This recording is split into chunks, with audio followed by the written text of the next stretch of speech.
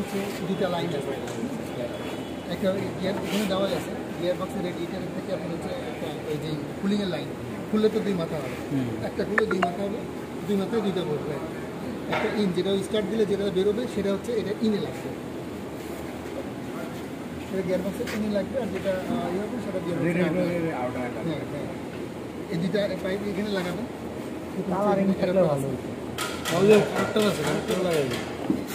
Connector check করে দেবেন। এখানে একটা তো ড্রেন পাইপ না না এটা হচ্ছে এমটি পাইপ, এখানে দুটো গিয়ার বক্সে লাগে, গিয়ার বক্সের আপনি ওই পাইপটা খুললে তো দুটো মাথা হবে, দুটো মাথা হবে, এখানে যেটা সুইটেবল হয় সেই দুটো লাগাবে, দুটো মাথায় লাগালে আপনি ওই যে এদিকে তো ফ্লিপ আপনি এখানে যেটা সুবিধা হয়, যেটা যেখানে দরকার হয় সেটা সেখানে ব্যবহার করতে পারবেন। তারপরে ইয়ে আছে, পাইপও আছে এখানে, যেটা যেখানে সুবিধা হয়, যেভাবে সুবিধা সেটা ওটার মধ্যে কানেক্টর হিসেবে কানেক্টর ওইটার মধ্যে কানেক্টর কানেক্ট করার পরে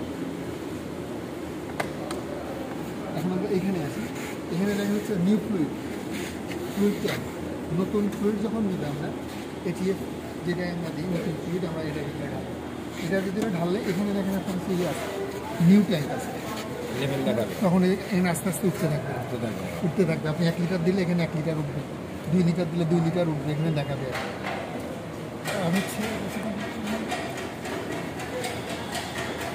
আচ্ছা এই পাশে একটা দেখেন ক্লিনিংয়ের একটা ইয়ে আছে, অপশন আছে, এটা হচ্ছে ডিটারজেন্ট। হ্যাঁ ডিটারজেন্ট হচ্ছে যদি কোনো কারণে আপনার কোনো গিয়ার বক্সের ভিতরে দেখেন এত বেশি ময়লা হয়েছে, তেল এত বেশি ময়লা হয়েছে, অনেক বেশি ধাক্কা মারতেছে, তো সেক্ষেত্রে আপনার ক্লিন করতে পারলে ভালো হয়।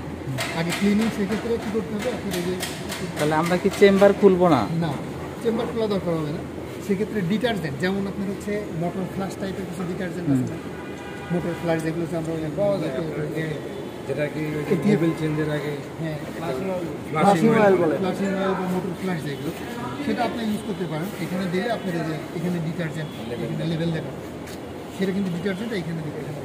আচ্ছা দিয়ে যদি মনে করেন যে আপনার যে ইয়ে করতে হবে, আপনার আমার গিয়ার বক্সে ডিটারজেন্ট দেওয়া লাগবে, তাহলে সর্বপ্রথম তাহলে আমাকে এখানে যেতে হবে অ্যাডিটিভ,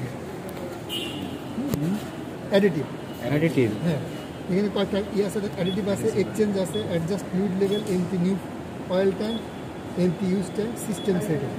তো প্রথমে আমাদের যেতে হবে যদি আমরা অ্যাডিটিভ দিতে চাই, মানে ওই আমরা ডিটারজেন্ট যদি ইউজ করতে চাই তাহলে আগে যেতে হবে অ্যাডিটিভে, লাইন লাগানোর পরে, লাইন তো আমরা লাগাইলাম গিয়ার বক্সে, লাইন লাগানোর পরে আমরা অ্যাডিটিভে যাবো, যাওয়ার পরে ইন্টার দিব।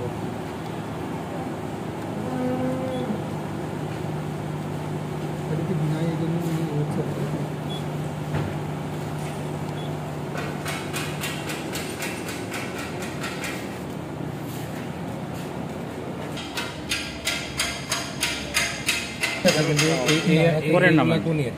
একটা পরিমাণ হ্যাঁ এই সুইচটা একটু মানে ফার্স্ট টাইম হচ্ছে তো ওই জন্য একটু চাপ বেশি দেওয়া লাগতেছে আর কি। এই যে অ্যাডিটিভ, হ্যাঁ অ্যাডিটিভে যাওয়ার পরে এখানে দেওয়া আছে filling volume should be less than 0.5 litre, মানে 0.5 নিচে দিতে হবে। আপনি আবার ইন্টার দিলাম, দেওয়ার পরে 0.2 আমার এক্সিস্টিং সিলেক্ট করা আছে, আপনি চাইলে এরা ধরেন যে 0.3 করতে পারেন,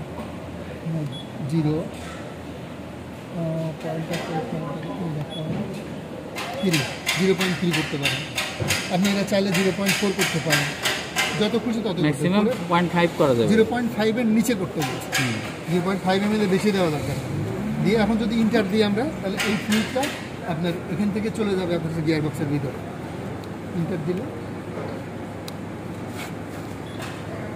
এদের আনে এই যেখানে ইয়ে দেখাবে, টাইম ডিউরেশন দেখাবে, এটা কিন্তু পুশ করে দিবে ভিতরে।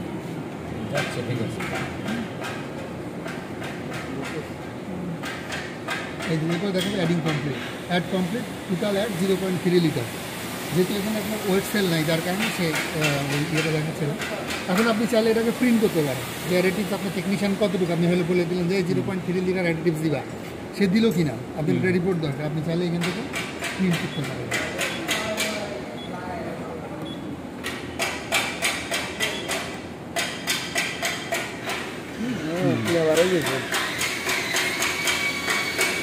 পেপার লাগবে না, পেপার থাকতে হবে। 0.3 এটা আপনারা দিলে আপনি বুঝতে পারবেন যে হ্যাঁ যে 0.3 লিটার অ্যাডিটিভ দিয়ে অ্যাড করছেন।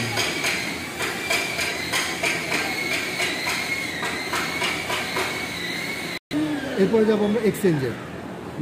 এক্সচেঞ্জে হবে কি আমার এই নতুন তেল হচ্ছে গাড়িতে পুশ করবে আর পুরাতন তেল হচ্ছে ব্যাক করবে। আচ্ছা, এক্সচেঞ্জে যখন দিব তখন কিন্তু আমরা গাড়ি স্টার্ট করবো। এক্সচেঞ্জে যখন ফুল কমান্ড দিব, যেমন আমরা এক্সচেঞ্জে গেলাম। আচ্ছা, don't exceed the new tank of capacity, read the date of vehicle sky press internet. এখানে দুই ধরনের ইনপুট আছে। আপনি চাইলে ডাটা বেস অনুযায়ী দিতে পারেন, আপনি চাইলে ডাইরেক্ট ইনপুট দিতে পারেন। ডাটা বেস হচ্ছে তথ্য নিয়ে দিবে। হ্যাঁ, ডাটা বেসে যেমন নির্দিষ্ট করা গাড়ি সিলেক্ট করে দেবে। ধরুন কী গাড়ি, কথার কথা আমরা গেলাম টয়োটা।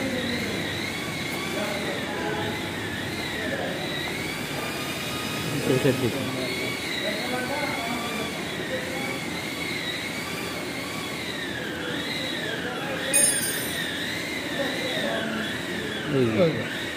দিলাম ইনটা। টয়োটা কি করোলা দিলাম ইনটা। কত মডেল?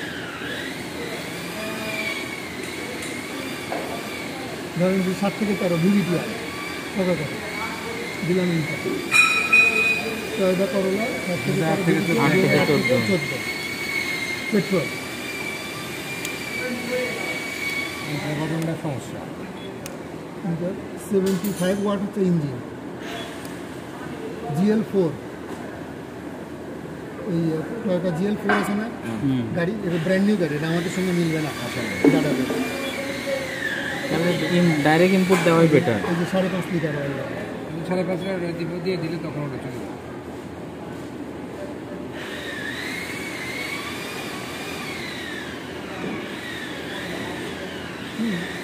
এইভাবে ডাটা বেজে গেলে এখন হচ্ছে আমাদের এখানে সব রিকন্ডিশন গাড়ি, যার কারণে ডাটা বেজ অনুযায়ী মিলবে না।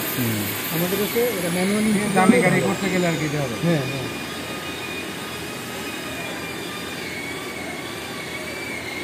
আমরা যদি এখন ডাটা বেজ যদি ডাইরেক্ট ইনপুট দিই তাহলে এখানে সবসময় দেখতে পাবেন এখানে তেল কতটুকু আছে। যদি এখানে 10 লিটার থাকে তাহলে আপনি 9 লিটার দিয়ে করতে পারবেন। যদি 9 লিটার থাকে তাহলে 8 লিটার ম্যাক্সিমাম সিলেক্ট করতে পারবেন। আপনি কতটুকু সিলেক্ট করবেন এটা ডিপেন্ড করবে আপনার তেলের কালারের উপরে যে কী পরিমাণ ময়লা হয়েছে। যদি মনে করেন ময়লা বেশি হয় তাহলে আপনার 10 থেকে 12 লিটার দিয়ে এক্সচেঞ্জ করতে হবে। আপনি 4 লিটার দিয়েও করতে পারবেন। ডিরেক্ট ইনপুটে যায় আমরা তখন ওই যে আপনার সিলেক্ট করতে পারবো। যদি আমি যদি আমি 7 লিটার দিই তাহলে 7, এখানে সিলেক্ট করলে 7 চলে আসবে। এবার ইন্টার দিলে এটা ইন্টার দেওয়ার আগে গাড়ি স্টার্ট করতে হবে। গাড়ি স্টার্ট করার পর ইন্টার দিলে অটোমেটিক আপনার গাড়ি থেকে পুরাতন তেল আসবে, এদিকে দেখা যাবে পুরান তেল আর নতুন তেল যাচ্ছে। স্বয়ংক্রিয়ভাবে করবে অটোমেটিকলি মনে করেন দেখবেন যে এটা আস্তে আস্তে বাড়তেছে, এটা আস্তে আস্তে কমতেছে। এখন ধরেন আমার গাড়িতে প্রপারলি যে মাপটা ওটা ম্যানুয়ালি দিলে থাকবে তো আপনি আবার টেনে নিয়ে আসবেন না, আপনি যতটুকু আছে ওই মাপে ধরেন যে আপনি 8 লিটার দিচ্ছেন না, এখান থেকে 8 লিটার তেল ঢুকবে, ওখান থেকে 8 লিটার বেরোবে। এখানে যতক্ষণ ওইটা এখানে 8 লিটার যতক্ষণ না আসবে ততক্ষণ সে মেশিন স্টপ করবে। এবং এখানে 9 লিটার থেকে যতক্ষণ 8 লিটার না কমবে মেশিন স্টপ হবে। কোনো গাড়িতে যে গাড়িতে রিজার্ভ করে ওটা থাকবে, ওই পরিমাণ থেকে যাবে। হ্যাঁ, আগে যে পরিমাণ ছিল ওই পরিমাণ থেকে যাবে। এখন ধরেন যে আমার এক্সচেঞ্জ করা শেষ। আচ্ছা, যখন আপনি এইভাবে এক্সচেঞ্জ করবেন ওই সময় আপনি গাড়িটা লিফটের উপরে বা 1 চাকা মোচা করে এতে গাড়িটা আপনি চালাবেন। দিতে দিবেন, আরে দিবেন, দিতে দিবেন ধরুন যে 2-3 সেকেন্ড, আরে দিবেন 2-3 সেকেন্ড, দ্বিতীয়তে দিবেন 2-3 সেকেন্ড এবং গাড়ি চালাইতে হবে। রানিংয়ে চাকা ঘুরাইতে হবে। এবং দিতে দিলেন, দিয়ে ব্রেক ছেড়ে দিলেন, কিছুক্ষণ চললে আবার ব্রেক করলেন, আবার রিভার্সে দিলেন, দিয়ে কিছুক্ষণ চালাইলেন। এতে কী হবে, টোটাল ভাল করে ভিতর থেকে কমপ্লিট করে বের করে নিয়ে আসতে পারবেন। তো এটা তো বুঝতে পারছেন নাকি? 7 লিটার গেছে, 7 লিটার চলে আসে। আচ্ছা, আসার পরে আমরা গাড়ি স্টার্ট করলাম। আমার লেভেলে তেল কম, কারণ আমার আগেই হয়তো লিকেজ ছিল। সিপিটি তো লেভেল চেক করার ইয়ে নেই না, সিপিটি লেভেল চেক করে আছে, ইয়ে নেই, গেজ নেই।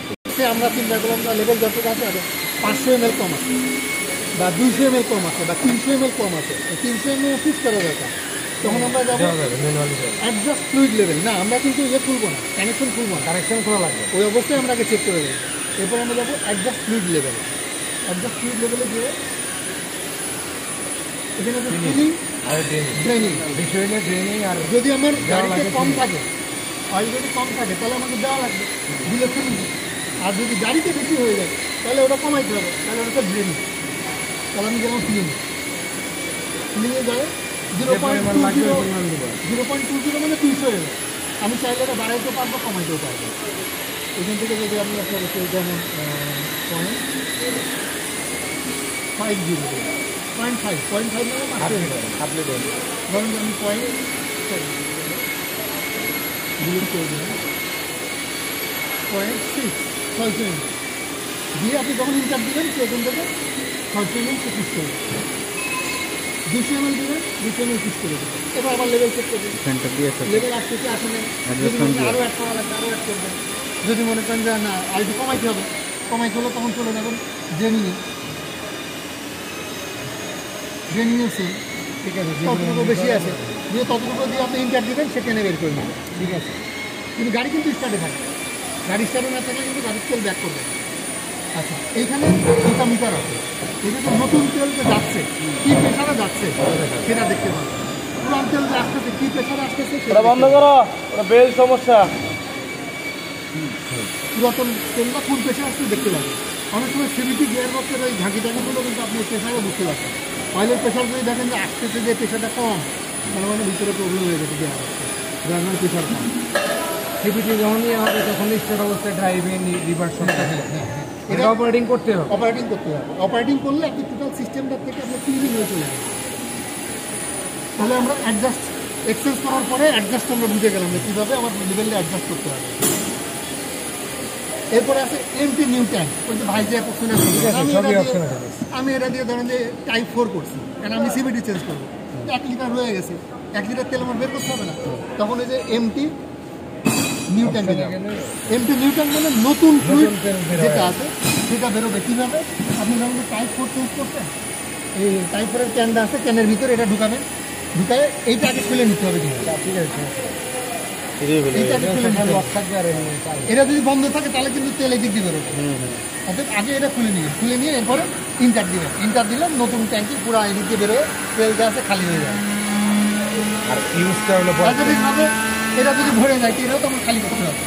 তাহলে কি করবো? ওইটা ইউজ ট্যাঙ্কে যেমন ইন্টার দিবেন, ইউজ ট্যাঙ্কে যে তেল আছে এদিক দিয়ে বেরিয়ে যাবে। কিন্তু এটা কিন্তু সবসময় ওপেন করে নিতে হবে, এবং শেষ হয়ে গেলে এটা ক্লোজ করে দিতে হবে, ওপেন রাখা যাবে না। ওপেন রাখলে অনেক সময় বের হবে। এটা দিয়ে বেরিয়ে